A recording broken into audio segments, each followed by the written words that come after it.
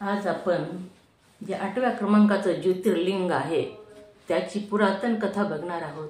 सौराष्ट्रे सोमनाथंच श्रीशैले मल्लिकार्जुन उज्जयिनी महाकाल ओंकार मंगलेश्वरम परल्ये वैद्यनाथंच डाकिन्य भीमाशंकरम सेतु बंधेतु रामेशम नागेशम दारुका वने। हे दारुका वन ज्योतिर्लिंग जे आहे 8व्या क्रमांकाचं ज्योतिर्लिंग आहे। ह्याची स्थापना कशी झाली, ह्याची पुरातन कथा काय हे आपण बघणार आहोत। दारुक नावाचा एक राक्षस होता आणि त्याची पत्नी दारुका, हे दोघं त्या दारुक वनात राहायचे। आणि जी दारुका जी होती ती पार्वतीची भक्त होती आणि तिने पार्वतीकडून सेवा करून वरदान मागून घेतलेलं होतं। आणि पार्वती मातेकडून अभय मिळाल्यामुळे हे दारुक आणि दारुका दोघं मिळून ऋषी मुनींना साधू संतांना यज्ञ करणाऱ्या लोकांना त्रास देऊ लागले। हे त्रास देऊ लागले म्हणून तिथल्या सर्व लोकांनी तिथंच वरवा नावाचे ऋषी राहत होते त्यांच्या आश्रमात जाऊन सांगितलं, गाऱ्हाण केलं, आम्ही कसं जगावं, यज्ञ होम हा दारू करू देत नाही, भक्तांना जगू देत नाही। म्हणून तेव्हा वरवा ऋषींनी त्या दारुकाला बोलावून घेतलं आणि सांगितलं, त्रास देऊ नकोस ऋषी मुनींना, यज्ञ करणाऱ्या लोकांना, सामान्य लोकांना, जर तू त्यांना त्रास दिलास तर तू भस्म होशील, असा शाप दिला।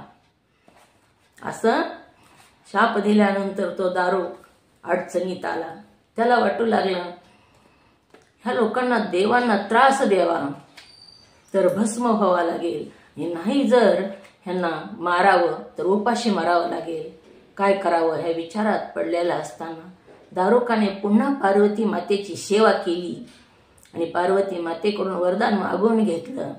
आईसाहेबांनी सांगितलं, हे दारुक वन घेऊन तुला जिथं जायचं तिथं जाता येईल।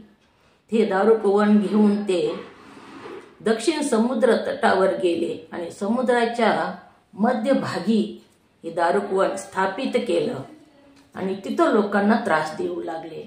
नावेतून येणाऱ्या जाणाऱ्या लोकांना आणायचं आणि बंदिवासात टाकायचं। तिथून नावेतून सुप्रिया नावाचा एक धार्मिक व्यापारी जाऊ लागलेला होता, त्यालाही ह्या दारुकानं धरलं आणि बंदिवासात आणून टाकलं। हा शिवभक्त होता, एकही दिवस शिवपूजन केल्याशिवाय तो अन्न ग्रहण करत नव्हता। कोणत्या कारणास्तव जर शिवपूजन झालं नाही तर तो तसाच त्या दिवशी उपाशीच राहायचा। आणि ह्याला बंदीत टाकलं आणि बंदीमध्येही तो रोज पार्थिव शिवलिंग तयार करून पूजन करायचा आणि नंतरच अन्न ग्रहण करायचा।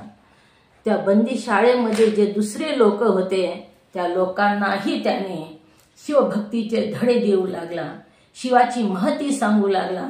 त्याही लोकांना त्याने शिवभक्ती मार्गाला लावू लागला। हे त्या दारुकाला कळालं। तो दारुक तिथे आला आणि त्याने त्या सुप्रियाला धमकावलं, तरीही सुप्रियाचं वागणं तसंच होतं। पूजन केल्याशिवाय सुप्रिया पाणीही पित नव्हते। पुन्हा दारुकाला हे कळल्यानंतर त्यांनी आपल्या सेवकाला आज्ञा दिली, दारुकाने आपल्या सेवकाला आज्ञा दिली की सुप्रियाला मारून टाका।